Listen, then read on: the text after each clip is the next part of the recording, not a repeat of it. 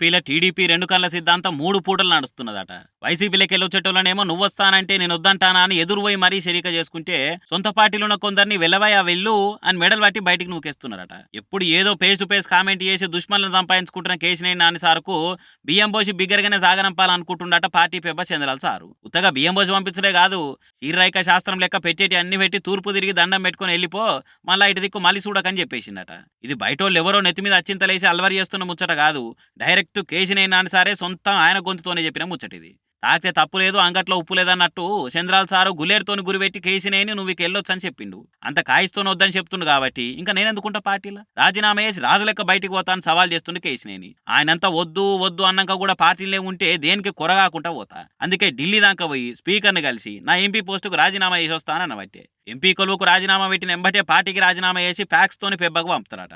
వచ్చే ఎలక్షన్ల Vijayawada MP candidate గా వేరేటోళ్ళకి ఛాన్సిస్తా అని నామం గట్టినే బాబు సార్ చెప్పిండు. నా ముఖం మీద ఎట్లా చెప్పిండంటే నేను ఎట్లా కనబడుతున్న జనాలకు అని క్వశ్చనింగ్ చేసిండు నాని సారు. అసలు ఈసారి ఎలక్షన్లలో నేను పోటీ చేస్తా అని ఎవరితోని చెప్పలేదు, రాజకీయాలకు దూరంగా ఉండాలనుకుంటున్నా. ఈ ముచ్చటను పార్టీల పెద్దలందరికీ చెప్పేసిన. మరి అసొంటప్పుడు నాతో వచ్చిన సమస్య ఏంది అని సూటి ప్రశ్న వేసిండు. ఇక ఈ ముచ్చటను ట్విట్టర్ లో పెట్టి వంచుకొని బాబు సారు భువనేశ్వర్ మేడంతో కలిసి దిగిన ఫోటోను వంచుకున్నాడు. కార్యకర్తలతోని అభిమానులతోని చర్చలు జరిపినాక ఇక ఫ్యూచర్ ప్లాన్ ఏందో చెప్తారట.